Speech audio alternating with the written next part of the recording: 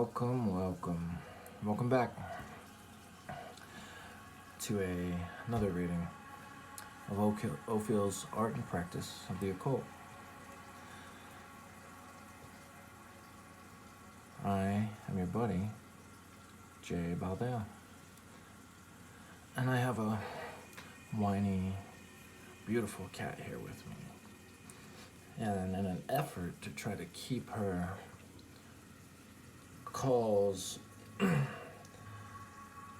for a lover down, I've got her right here with me, but time will tell just how well that's going to work out. So, luckily this is a short chapter. This is chapter 6. Oh, it's okay. Come here. You're okay. Oh, you're such a sweet girl. Okay. All right. She's good. She's chilling. Okay. Nice. All right. Oh, I'm on the wrong one. We need that one. That's the one.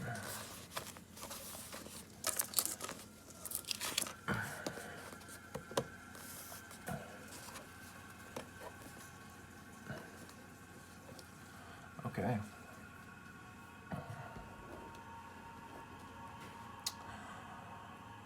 Chapter 6. A ritual. Happy Wednesday night. I hope you're having a great Wednesday night. Or whenever you find this. Okay. A ritual. Now, so much for that. In a preceding part of this work, I mentioned a ritual that I would give you in due course of time. The time having arrived, you will start your ritual work.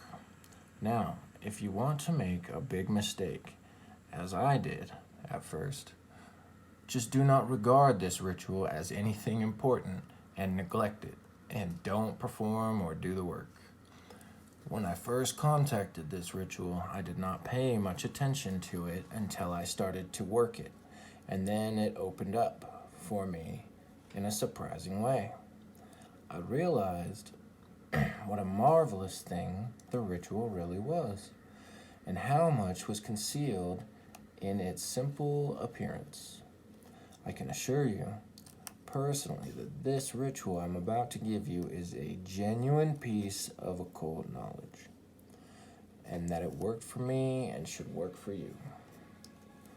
My intention is to present the ritual to you the way it grew on me. The effect it should have on you is one of bringing harmony to you. Up to now, you have had a great deal about the tattvas.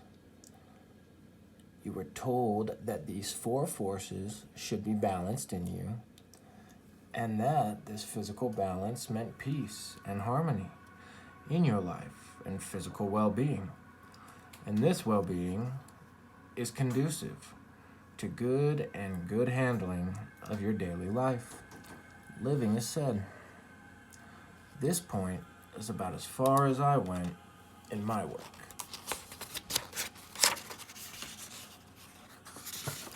Because I always had to stop work to study and practice. Some else knew. But you can keep on the ritual when once you start it.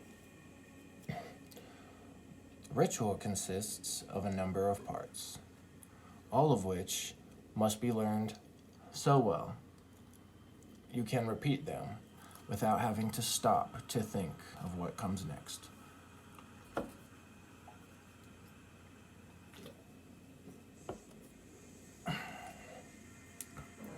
Beautiful girl. The first thing you will have to learn is to make the 5-point star in both ways. Excuse me. 5-point star in both ways.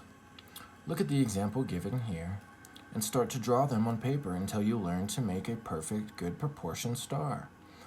Make both kinds of stars pointing at the 2 different starting points. Next, learn to make the stars in front of you.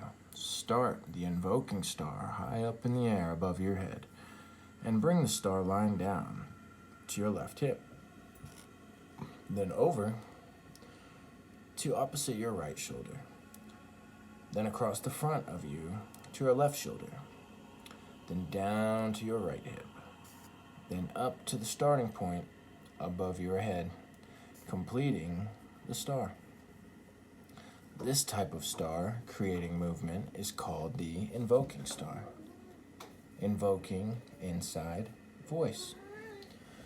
Okay, bye.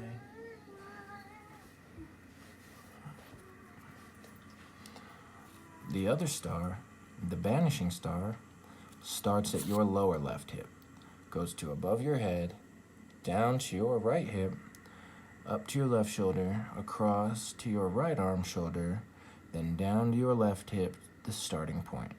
Practice these stars until you have them perfect. Now, for some words and allied motions, actions.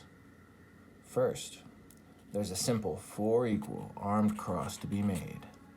This movement starts at the forehead thus. Touch the forehead. Then touch the lower abdomen. Then touch the right shoulder. Then touch the left shoulder. Then clasp the hands together in front of you. The words to go with these movements are, as you touch the forehead, you say, Ator. In English means thou art. I've seen it, Ate. Then, as you touch the abdomen, you say, Malkut, which means the kingdom. Then touch the right shoulder, you say, Vegevura, which means the power. Touch the left shoulder and say, Vegedula, and the glory. Then clasp the hands together before the breast, before you, and say, Le Olam, forever, and then say Amen. These are the words and the actions to go with them. These actions and words are to be learned so well that you know them and can run through them without having to stop to remember what word or actions comes next. Now that one is the ritual normally known as the Kabbalistic cross. I'm sure he'll probably say that here momentarily. When you have the words and actions learned well, you can then start to combine them to complete the ritual. And here is the way it does. This is the first section, setup. It is my intention to start you. Let's see.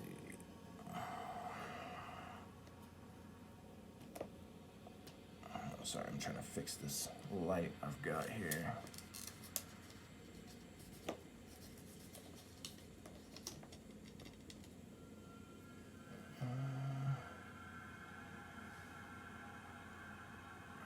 Hopefully, no, that's not gonna do it. Okay, sorry. One moment, everyone.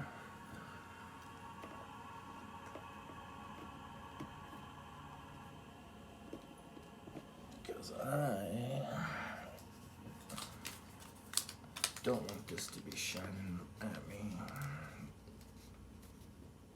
Hurting my eyes. That doesn't sound too pleasant.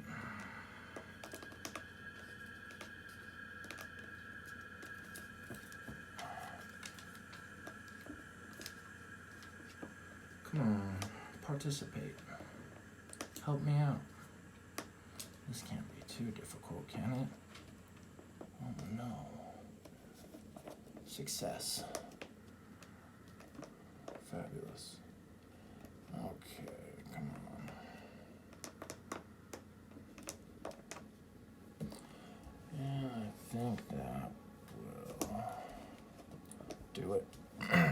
Alright, I'll do it. Okay, thanks everyone.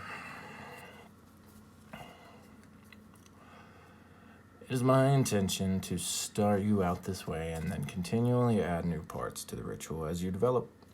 So this is the first part for you. Additions later. Stand in the center of a room. Face east. Speak the words of the ritual, beginning with Ator and completing with Amen, making the equal-armed cross, which is called the Kabbalistic cross, at the same time. When this section is completed, then, still facing east, trace the star in the air and make it depending upon whether you are making the invoking or banishing star, morning or evening. Generally, the invoking is made in the morning and banishing made in the evening. Now, after the east star is made, turn clockwise to the south direction and repeat the tracing of the star. Then turn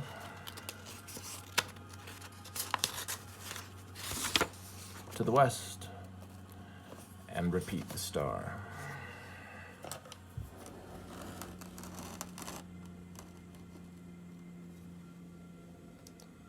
Then turn to the north and repeat the star. Finish by returning to the east. Now, do not try to practice this ritual. Oh, excuse me, I thought you were saying to. Now, do try to practice this ritual. Don't, however, feel you must or suffer some kind of guilt feelings for not doing it. Do it because you want to get the good effect out of it. There you go. There you go. That was an easy one. That was a really easy one. So I know after this next chapter, which is a bit longer, so I'm gonna do it separately from this. Will get us into some of the Kabbalah study here. And then after that, I know there's another chapter says return to ritual. So I'm sure he'll finish up running through this LBRP. It's gonna be great. The thing he says there at the end is good. It's really important because the feelings of guilt, all that kind of stuff, that's not what you want to do. Similarly, I heard someone once say about like going to the gym, exercising, all of that, to not do it because you hate yourself. So you know, if you hate the way you look, all of that, that's not the reasons you should do it because you hate yourself. You should do it because you love yourself enough to want to make yourself healthy. So one thought there on what he said. And the other thing would be how he said he kind of ignored them because he didn't really think it was important. I'm sure that's the case for a lot of people, is you don't maybe think it's all that important, everything. I know another thing, the kind of more the thing for me personally, where when I first got started out, for the first little while, I kind of stayed more on the armchair side of things, more because I was worried about, I don't know, you know, getting wrecked with magic, but it's gonna happen. It's gonna happen, and you know, most of the time it's really not so bad of a thing, but you know, sometimes you can get a real whopper. Oh goodness.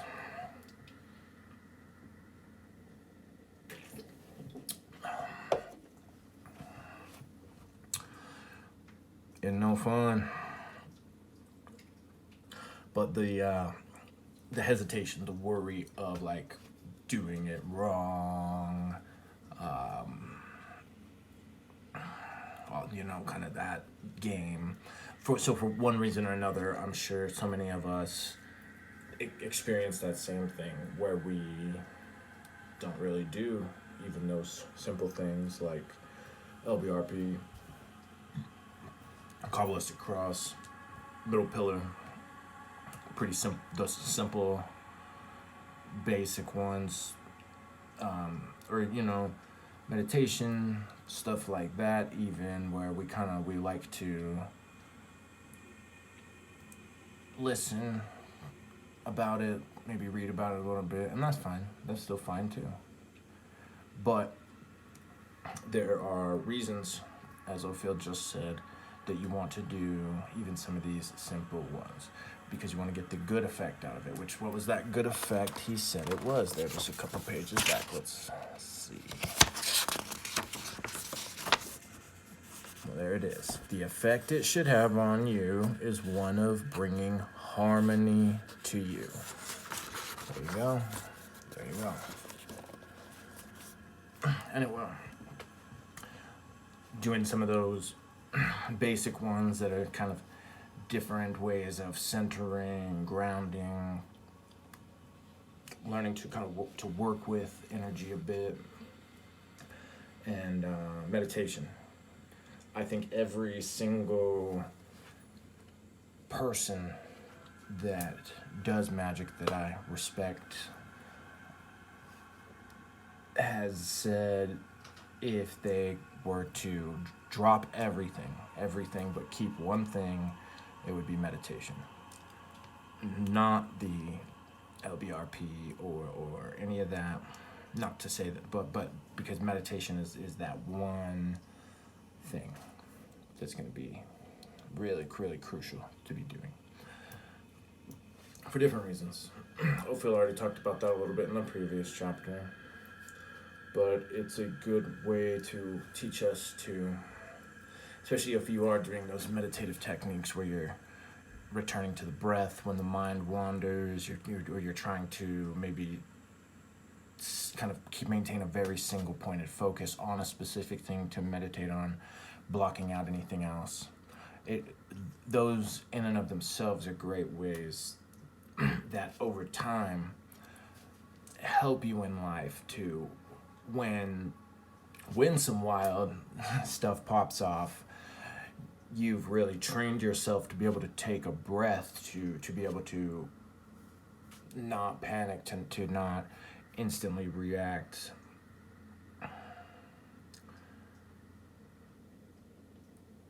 So, practice with that one a little bit if you're not already.